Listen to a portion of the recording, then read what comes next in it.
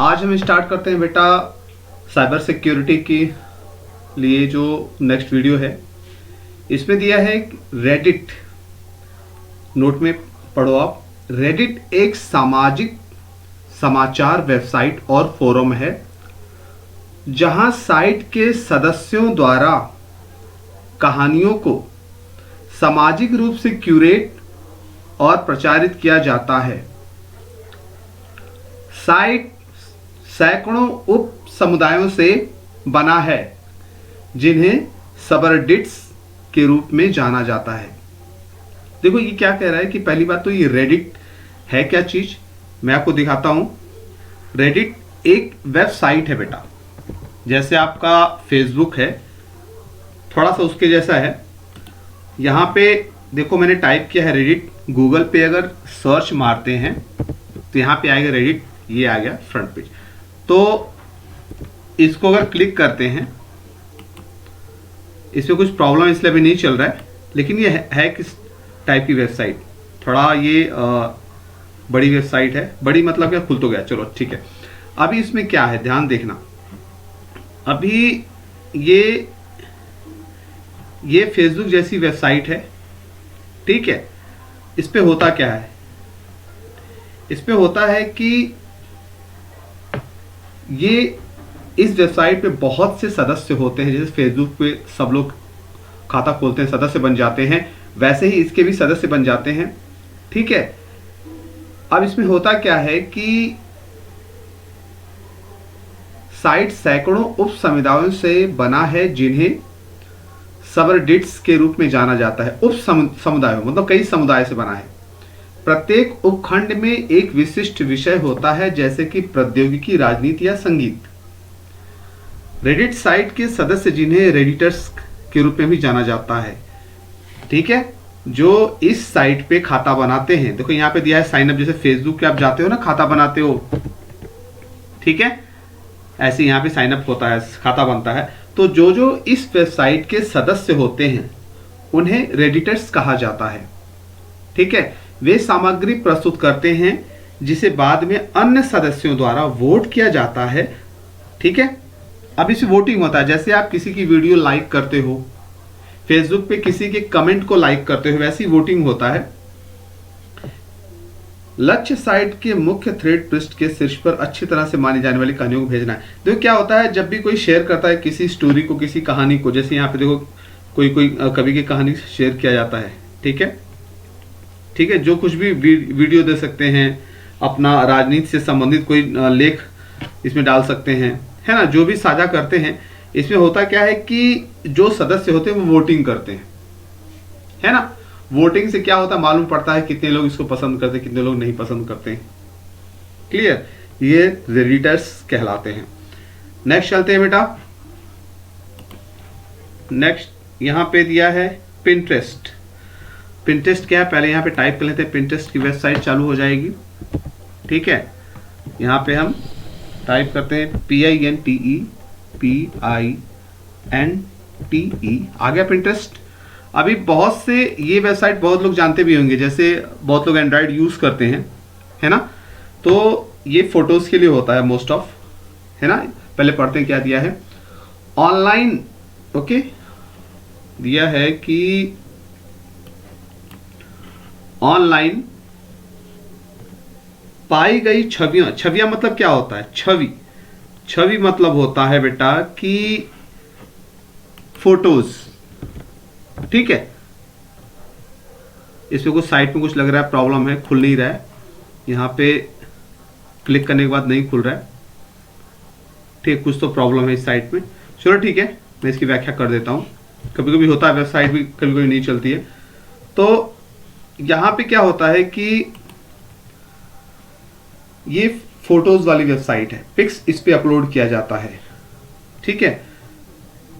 Pinterest online पाई गई छवियों को साझा करने और वर्गीकृत करने के लिए एक सामाजिक क्यूरेशन वेबसाइट है। पिंटरेस्ट को संक्षिप्त विवरणों की आवश्यकता होती है, ठीक है। पिंटरेस्ट पर संक्षिप्त कोई इस पे अपना कुछ लिख सकता है, लेकिन साइट का मुख्य फोकस दृश्य है। लेकिन साइट जो है वो चाहती है कि बस यहाँ पे फोटोज अपलोड क्यों डाले सब, जैसे फेसबुक है फेसबुक क्या करते हो, फोटोज भी डालते हो और बहुत सारी चीज़ें डालते हो, लेकिन यहाँ पे देखो खुल गया ये। यहाँ भी फेसबुक अगर खाता है तो यहाँ पे चल सकता है आपका, ठीक है। तो आप फेसबुक वाला खाता पासवर्ड डालो तो भी चलेगा यहाँ पे। तो ये क्या करता है कि जो भी आपकी फोटोज है उसको रखता है ये। पिंटरेस्ट संक्षिप्त विवरणों की आवश्यकता होती है, लेकिन साइट का मुख्य फोकस दृश्य है, ठीक है। चलो खुल गया ये। एक छवि पर क्लिक करने से आप मूल स्रोत पर पहुंच जाएंगे। देखो अगर कोई फोटो पे, अगर जैसे ये फोटो अच्छी लग रही मुझे, ठीक है, इसको हटाते हैं, पहले स्लो हो जाती है वेबसाइट। देखो यहाँ पे बहुत सारा दिया है, जैसे सेव वाटर, पोस्टर, ड्राइंग, जैसा चाहिए आपको वैसा मिल सकता है, ठीक है। जैसा चाहिए आपको वैसा मिल सकता है। जैसे मैंने अगर क्लिक कर दिया तो सेव वाटर, जैसा आपको टॉपिक विषय वस्तु पसंद हो वैसा आप क्लिक कर दोगे तो वैसा आपको फोटोज आएगा। तो यहाँ पे क्या दिया है कि एक छवि पर क्लिक करने के बाद अगर कोई फोटो आपको पसंद आता है, उस पर आप क्लिक करोगे तो वो फोटो, मतलब फोटो जैसे एक जोड़ी जूते की है या कोई भी एक सामान की है, उस सामान पे अगर क्लिक करते हो तो वो कहाँ से परचेज हो सकता है, कहाँ से खरीद सकते हो, वो आपको उस स्रोत तक लेके जाएगा। जैसे फ्लिपकार्ट का है या आपका अमेजन का है, ऐसे जहां से आप खरीद सकते हो ऑनलाइन, वो वहां तक लेके जाएगा। ठीक, उदाहरण के लिए एक जोड़ी जूतों की तस्वीर पर क्लिक करने से उपयोगकर्ता खरीद स्थल पर जा सकता है, जहां से खरीद सकते हो। ये वेबसाइट थोड़ा स्लो चल रही है, ठीक है, इसलिए नहीं मालूम पड़ रहा है। और ब्लूबेरी पेन फैक्स की एक छवि नुस्खा पर पुनर्निर्देशित हो सकती है, ठीक है। तो यहाँ पे वेबसाइट थोड़ी स्लो चल रही है। यहाँ पे आप अगर जहाँ पे नेट फास्ट चलेगा वहाँ पे आप देख सकते हो, ठीक है। पिंटरेस्ट वैसे भी बहुत लोग जानते होंगे, एंड्रॉइड में बहुत लोग यूज़ करते हैं। अब नेक्स्ट देखते हैं हमारा। अच्छा, एक चीज़ और है, इस पे इतना वो परेशान होने की ज़रूरत नहीं है कि अगर नहीं खुलता है तो इतना परेशान होने की ज़रूरत नहीं, क्योंकि ये सब जो बता रहा हूँ ये जो है ये CCC में आता है, ठीक है। CCC में क्वेश्चन कैसे आते हैं आपको मैंने बता ही दिया है, ठीक। तो उस पर इतना परेशान होने की ज़रूरत नहीं है। बस इतना है कि ये क्वेश्चन जो आए तो आप आंसर आराम से दे सको, इसलिए बता रहा हूँ। नेक्स्ट चलते हैं ब्लॉकचेन टेक्नोलॉजी, ठीक है। अब यहाँ पे टाइप करता हूँ ब्लॉकचेन क्या है, ठीक है।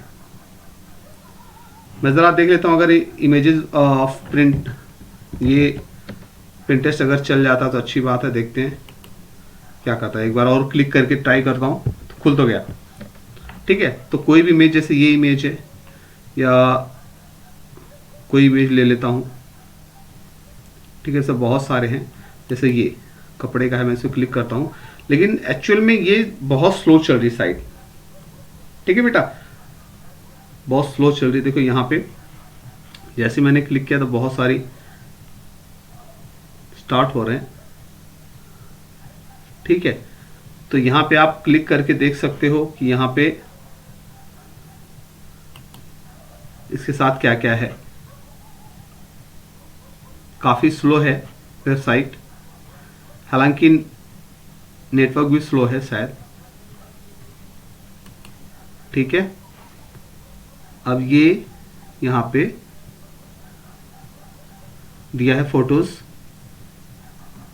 ये शॉप लेविस का दिया है खरीदने के लिए, ठीक है। मेरे कहने का मतलब ये है, बस इतना समझ लो कि CCC में ऐसे क्वेश्चन आते हैं, आप आराम से ले सकते हो। अब पिंटरेस्ट पे ये होती है, अगर पिंटरेस्ट पे अगर कोई चीज़ पसंद आ जाती है तो कौन सी कंपनी का वो देख के आप फ्लिपकार्ट में डाल दोगे तो आराम से आ जाएगा, ठीक है। चलो आगे चलते हैं, इस पर टाइम पास करने की जरूरत नहीं है उतना।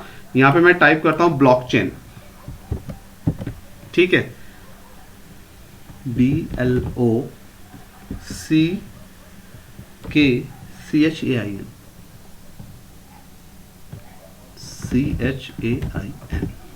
ठीक है। तो ब्लॉकचेन टेक्नोलॉजी मैं डाल देता हूँ थोड़ा सा। अब इसको पढ़ लेते हैं थोड़ा सा, इमेजेस है काफ़ी अच्छे अच्छे। ब्लॉकचेन एक वितरित डेटाबेस है जो सभी लेन देन या डिजिटल इवेंट के रिकॉर्ड रखता है। देखो अब इसका जिससे भागीदार दलों के बीच निष्पादित और साझा किया जाता है। Blockchain digital crypto currency bitcoin की बैकबोन टेक्नोलॉजी है। पहली बात है क्या चीज, समझना इस चीज से, ध्यान से समझना, ध्यान से समझना बेटा। यहाँ पे थोड़ा जूम कर देता हूँ यहाँ पे, तो आपको समझाने में आसानी होगा। अब यहाँ पे क्या दिया, ब्लॉकचेन। अब ये सब क्या है, जो आइकन है ये सब कंप्यूटर है, देख रहे हैं, ये सब कंप्यूटर है, सारे के सारे कंप्यूटर हैं जो कि एक दूसरे से कनेक्टेड हैं। इसमें इंटरनेट नहीं है, याद रखना। ये तारों के द्वारा या वाईफाई के द्वारा, जिसमें इंटरनेट नहीं होता है, ठीक है, समझ लो तारों के द्वारा कैट 6 के द्वारा ये सब कनेक्टेड हैं, ठीक है, केबल के द्वारा। अब ये सारे कनेक्टेड हैं केबल के द्वारा, हर कंप्यूटर से कनेक्टेड है। क्लियर? अब समझना ब्लॉकचेन क्या होता है। अब क्या होता है कि जैसे ये इस वाले कंप्यूटर ने कुछ सामान बेचा, सारे कंप्यूटर क्या करते हैं कि कुछ का धंधा करते हैं, है ना। मान लो कोई जैसे हम गांव की तरफ से ले लें, तो ऑनलाइन अपने में क्या करते हैं कि जो आलू की फसल है वो भी बेचते हैं, चना की फसल वो भी चना भी बेचते हैं, आलू भी बेचते हैं। ओके, और मैं गांव की तरह समझा रहा हूँ, ज़्यादा बेटर समझ में आएगा अपने गांव के बच्चों के लिए। और दूसरा क्या है कि ये भी जो भी अनाज होते हैं, गेहूं है, चावल, सब बेचते हैं, ठीक है। और ये भी बेचते हैं, ये भी बेचते हैं, ये भी बेचते हैं, ये भी बेचते हैं, सब लोग बेचते हैं। किसको बेचते हैं? एक दूसरे को। किसको बेचते हैं बेटा? एक दूसरे को बेचते हैं। अब यहाँ पे समझ लो हजारों लोग हैं, जिसको जरूरत होगी वो एक दूसरे से खरीदेगा और एक दूसरा वाला दूसरे को बेचेगा, ठीक है। अब एक दूसरे को जब बेचते हैं तो सबके पास अपना अपना हिसाब होता है ना। इसके पास अपना हिसाब, इसके पास अपना हिसाब, इसके पास अपना, इसके पास अपना। लेकिन ये हिसाब इनका ही केवल नहीं होता, जो इनके पास हिसाब होगा सेम वही हिसाब इनके पास होगा। ध्यान समझना मेरी बात। जैसे जो हिसाब किताब का एप्लीकेशन इनके पास है, ऐप, वही ऐप इनके पास है, ठीक है। वही ऐप इनके पास है, वही ऐप इनके पास है, वही ऐप इनके पास है। सेम ऐप जो कि हिसाब किताब जो भी खरीद और बेच होती है, सबका हिसाब किताब वो उसी ऐप में होता है, उसी ऐप में होता है, ठीक है। तो मान लो एक ऐप है, कोई भी ऐप जो कि हिसाब किताब रखता है, तो वही ऐप ये भी यूज कर, सब कंप्यूटर वाले जितने भी ये प्राइवेट वाले हैं, मतलब सब लोग सबसे जितने दिख रहा हूं उतने ही हैं, ठीक है। बाहर वाले इसमें कनेक्ट नहीं हो सकते, याद रखना। ये ब्लॉकचेन है, ब्लॉकचेन में पर्सनली सब एक दूसरे से कनेक्टेड हैं, पर्सनली, व्यक्तिगत रूप से। तो जो ऐप हिसाब किताब के लिए यूज करते हैं, सब लोग एक ही ऐप यूज करते हैं। और उस ऐप में क्या होता है कि कोई भी एक कंप्यूटर कोई चीज खरीदता है या बेचता है, उसका हिसाब किताब इसके पास ही नहीं, सबके पास आ जाता है अपने आप, उसी ऐप के द्वारा। हर कंप्यूटर के पास सबका हिसाब रहता है, हर एक कंप्यूटर का हिसाब हर एक कंप्यूटर के पास रहता है, ठीक है।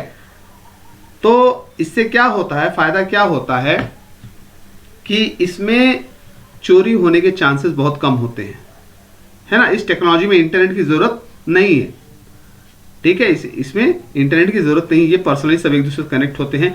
इसी टेक्नोलॉजी को बोलते हैं ब्लॉकचेन टेक्नोलॉजी। और इसमें फायदा क्या होता है, मान लो ये मजदूर है ना, ये भी कनेक्ट है सबसे, ये मजदूरी का काम करता है, इससे कर लिया, तो अब ये इसको पैसे इससे चाहिए, तो ये अब ये जो काम किया है सबको नॉलेज में है, हजारों लोगों को नॉलेज में है कि इसने काम किया है इसके लिए और इसको पैसा चाहिए इससे।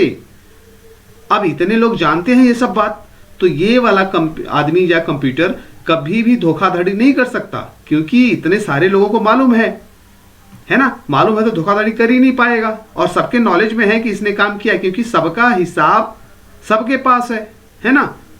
जो भी खरीद फरोख्त होता है, बेच खरीद होता है, इस सबका पास है, तो इसलिए इसमें धोखाधड़ी होने के चांसेस बहुत कम है, इसलिए इसको ब्लॉकचेन टेक्नोलॉजी बोलते हैं बेटा। अब इसको आगे पढ़ते थोड़ा सा क्या दिया है, ठीक है, आगे क्या दिया इसको भी पढ़ लेते हैं। कब बना था, किसने बनाया था, ये भी देख लेते हैं। इसमें दिया है कि नोट पे देखना कि ब्लॉकचेन टेक्नोलॉजी पहली बार तब सामने आई जब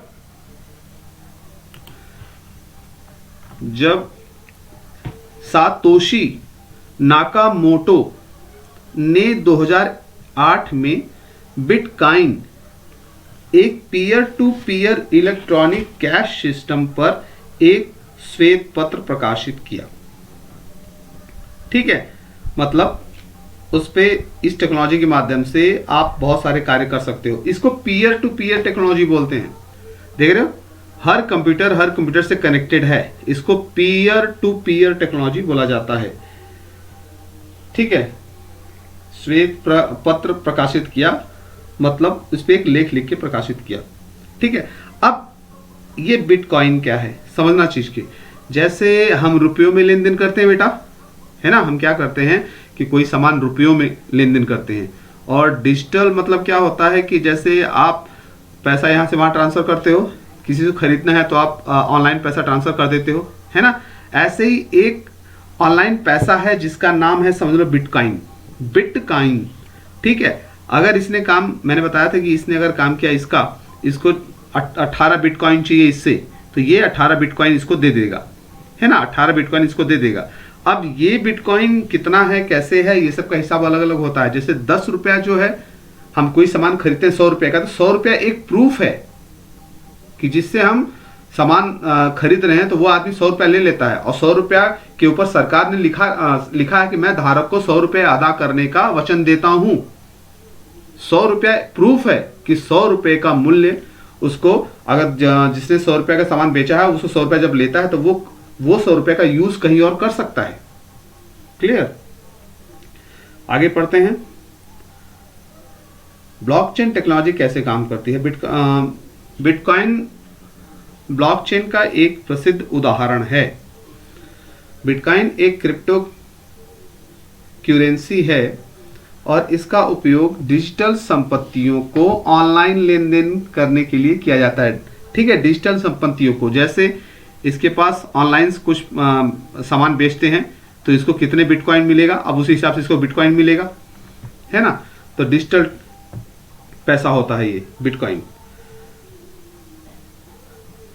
और इसका उपयोग डिजिटल संपत्तियों के ऑनलाइन लेन देन के लिए किया जाता है। बिटकॉइन इंटरनेट पर लेन देन को अंजाम देने के लिए दो पक्षों के लिए तीसरे पक्ष के विश्वास की बजाय क्रिप्टोग्राफिक प्रमाण का उपयोग करता है।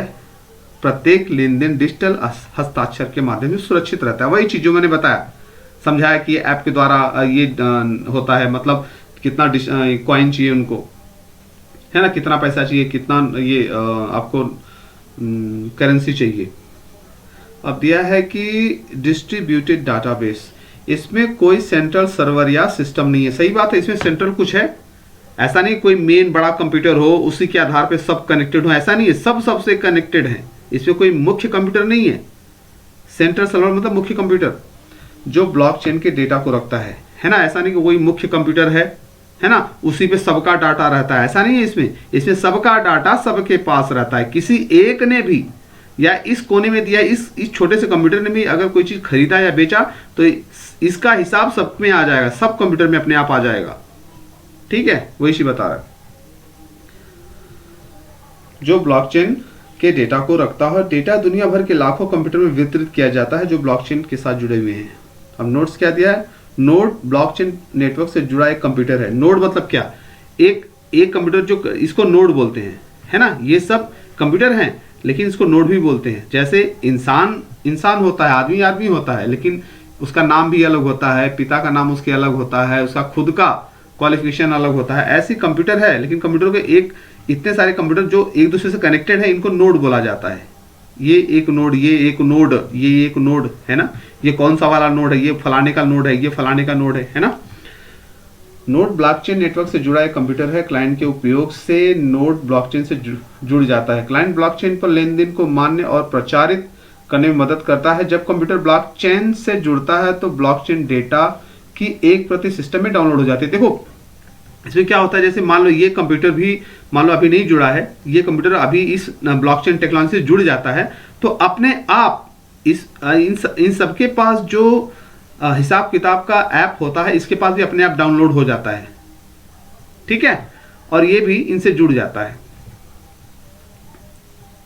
डाउनलोड हो जाता है, और ब्लॉकचेन पर डेटा के नवीनतम ब्लॉक के साथ नोड सिंक में आ जाता है। सिंक मतलब जो भी यहाँ पे लेन देन हो रहा है, कि ये इस कोने से लेके इस कोने तक कोई भी लेन देन होता है, इसके पास अपने आप पहुंच जाएगा, या सबका लेन देन सबके पास पहुंच जाता है। ब्लॉकचेन से जुड़ा नोड जो एक प्रोत्साहन के बदले में लेन देन को निष्पादन में मदद करता है और खनिक कहा जाता है। अच्छा, एक बात याद रखना बेटा कि ये जो मैंने नोट्स लिखा है, इसमें जो शब्द हैं बहुत कठिन कठिन हैं हिंदी के, क्योंकि जब ट्रिपल सी का एग्ज़ाम आप देने जाते हो तो ऐसे ही शब्द आते हैं। ठीक है, तो शब्दों पे खास ध्यान देना। अब दिया है ब्लॉकचेन प्रौद्योगिकी के लाभ। समय की बचत, प्रक्रिया को तेज और सस्ता बनाने के लिए किसी केंद्रीय प्राधिकरण के सत्यापन की आवश्यकता नहीं है। सही बात है। अब यहाँ पे समझना चीज को, यहाँ पे क्या होता है कि जैसे इसने इससे खरीदा, मतलब इस कंप्यूटर ने इससे खरीदा, कोई सामान खरीदा या कोई मतलब जमीन ही खरीदी, तो इसने इसको बेची। अब ये क्या सोचता है, मान लो अगर सोचता कि अरे यार मैं इससे खरीद रहा हूं तो कोई सरकार का कोई वो तो मिलेगा ना, रजिस्ट्रेशन फॉर्म वगैरह मिलेगा, सरकार हमको बोलेगा हाँ इतना रजिस्ट्रेशन कराओ तो आपको एक कॉपी मिल जाएगी, है ना। तो तीसरा पक्ष की आवश्यकता नहीं है, यहाँ डायरेक्टली काम हो जाता है। क्यों? क्योंकि जब ये इससे खरीदता है तो इसका पूरा रिकॉर्ड सारे, यहाँ तो हजार ही बताओ मैं, लाखों कंप्यूटर में अपने आप लाखों लोगों के पास अपने आप पहुंच जाता है। तो लाखों लोग जानते हैं कि इतने विस्तार जमीन इसने खरीद ली है ना। तो ये फ्रॉड कर ही नहीं सकता, धोखा कर ही नहीं सकता। तो तीसरे पक्ष की आवश्यकता नहीं, यहां तक कि सरकार की भी आवश्यकता नहीं यहां पे, है ना। मतलब सरकार, मतलब क्या कि जैसे तीसरे पक्ष की सरकार क्या करती, सरकार तो भाई इसके ऑर्डर पे चल ही रहा है, ये अगर चाहता तो बंद कर सकता है, ऐसी बात नहीं है। लेकिन फिर भी यहाँ पे तीसरे पक्ष की आवश्यकता नहीं है, बस द्विपक्षीय सौदा हो जाता है, सत्यापन की आवश्यकता नहीं होती। लागत बचत, एक ब्लॉकचेन नेटवर्क कई मायनों में खर्चों को कम करता है। तीसरे पक्ष के सत्यापन के लिए कोई जरूरत नहीं है। जैसे मान लो यहाँ पे सरकार है कोई, ठीक है, गवर्नमेंट है, ये लोग आपस में लेन देन कर ले रहे हैं, तो यहाँ पे सरकार की जरूरत नहीं है, या मतलब रजिस्ट्रेशन वगैरह कराने की जरूरत नहीं है। मान लो अगर, तो रजिस्ट्रेशन का जो खर्चा आता है ये बच जाता है, तो यहाँ पे दोनों पक्ष आपस में ही कर लेते हैं, है ना। तो ये एक उदाहरण दे रहा हूँ। हालांकि सरकार की जरूरत हमेशा हर जगह पड़ती है, किसी माध्यम से। प्रतिभागी सीधे संपत्ति साझा कर सकते हैं, बिचौलिए कम हो जाते हैं, है ना, बिचौलिए कम हो जाते हैं। सख्त सुरक्षा, कोई भी ब्लॉकचेन डेटा के साथ छेड़छाड़ नहीं कर सकता है, क्योंकि यह लाखों प्रतिभागियों के बीच साझा करता है। सिस्टम साइबर अपराध और धोखाधड़ी के खिलाफ सुरक्षित है। देखो इसमें क्या होता है, वही मैं बोला कि अगर यहाँ पे कोई भी, अगर मान लो ये बहुत छोटा आदमी है, गरीब आदमी है ना, और ये अमीर आदमी है, ठीक है, इसमें अमीर गरीब बहुत लोग होते हैं, तो ये गरीब बेचारा इससे कुछ खरीदता है ना, इससे कुछ खरीदता है, या मान लो यही गरीब आदमी इसको कुछ बेच देता है। अब ये चाहकर भी इसको हड़प नहीं सकता, चाहकर भी इसको धोखा नहीं दे सकता, क्योंकि जैसे ही इस गरीब आदमी ने इस अमीर आदमी को कुछ बेचा, ठीक है, इसने खरीद लिया, लेकिन पैसा इसको देना पड़ेगा, क्योंकि अब जो भी इन दोनों के बीच जो लेन देन हुआ है ये लाखों लोगों के सामने हो गया है, लाखों लोगों को मिल गया है, क्योंकि वो ऐप जो हिसाब किताब के लिए यूज में आता है ब्लॉकचेन में, सबके प्रति तुरंत पहुंच जाता है। जैसी कोई लेन देन होता है तुरंत हर कंप्यूटर का हिसाब सबके पास पहुंच जाता है, तो सबको मालूम हो गया है ना। तो ये चाहकर भी कोई फ्रॉड नहीं कर सकता, बहुत बड़ी सुरक्षा होती है ये, है ना। और दूसरी बात एक भी और बता रहा हूं कि जैसे अब मान लो सब पे इंटरनेट भी जुड़ा है, मान लो, तो अगर इंटरनेट वाला चाहेगा कुछ फ्रॉड करने के लिए, तो किसी एक कंप्यूटर को हैक करके कुछ नहीं कर सकता, क्योंकि अगर इसका करेगा तो मतलब नहीं, क्योंकि सबके पास सबका हिसाब है ना। तो सारे कंप्यूटर को हैक करेगा तब तो हो पाएगा, वो पॉसिबल ही नहीं है, इसलिए इसकी सुरक्षा बहुत सख्त होती है। नेक्स्ट क्या दिया है कि ब्लॉकचेन में ब्लॉक के घटक, डाटा, इंफॉर्मेशन पार्ट, इसमें किए गए लेन देन की जानकारी होती है। सही बात है। हैश क्या होता है, ब्लॉक यूनिट आईडी होती है, प्रीवियस हैश, पिछले ब्लॉक का हैश, ठीक है। इसको खाली देख लेना इसमें, ठीक है, इसमें ज़्यादा अंदर जाने की जरूरत नहीं है, इसको खाली पढ़ लेना, ट्रिपल सी में क्वेश्चन आते हैं इसलिए पढ़ लेना। अब इसको अंदर समझने की कोशिश मत करना, ठीक है, क्योंकि इसको मैं बताने जाऊंगा तो बहुत गहरा हो जाएगा, ठीक है। बस इसको पढ़ लेना, ये 3 भागों में विभाजित है, घटक इसके यहाँ अलग अलग हैं। आगे चलते हैं। अब यूज ऑफ ब्लॉकचेन टेक्नोलॉजी, ठीक है, कहां कहां यूज होता है ये ब्लॉकचेन टेक्नोलॉजी। यहां पे दिया है कि ब्लॉकचेन टेक्नोलॉजी कहाँ का यूज होता है? बैंकिंग सिस्टम में, ठीक है। दूसरा दिया है ब्लॉकचेन इंटरनेट ऑफ थिंग्स, ठीक है। इंटरनेट ऑफ थिंग्स जो मैंने पढ़ा है, IoT, जो मैंने पीछे वीडियो अपलोड किया है उसको आप देख सकते हो। स्मार्ट डिवाइस जिसमें इंटरनेट रहता है, वो कुछ फटाफट अपने से काम करती है। ब्लॉकचेन हेल्थ केयर है ना, हेल्थ केयर सिस्टम जो होता है, मतलब मेडिकल से संबंधित डॉक्टर लोग आपस में जब वो करते हैं, साझा करते हैं, मतलब कई सारे डॉक्टर, कई हजार डॉक्टर एक साथ ब्लॉकचेन टेक्नोलॉजी अगर यूज करें। पर्सनल आइडेंटिफिकेशन, व्यक्तिगत पहचान के लिए भी ये यूज में कर सकते हैं। बर्थ मतलब जन्म, मैरिज, शादी और डेथ सर्टिफिकेट के लिए, जन्म, विवाह और मृत्यु प्रमाण पत्र के लिए भी, पासपोर्ट के लिए भी, स्मार्ट सिटी शहर के लिए भी, ठीक है। तो ये सब में यूज हो सकता है, इसमें और गहराई में जाने की जरूरत नहीं है, ये सिस्टम कहीं भी हो सकता है। अब ध्यान समझना, बैंकिंग में भी हो सकता है, ब्लॉकचेन टेक्नोलॉजी यूज हो सकती है, कहीं भी यूज हो सकता है, इतने सारी चीजों में, जहां भी कई ग्रुप के लोग साथ में बैठ के ये सब का बहुत सारे कार्य करते हो। ओके बेटा, तो यहीं तक स्टॉप करते हैं। नेक्स्ट में पढ़ेंगे 3D प्रिंटिंग के बारे में, ठीक है।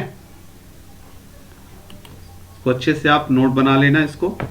ओके चलो।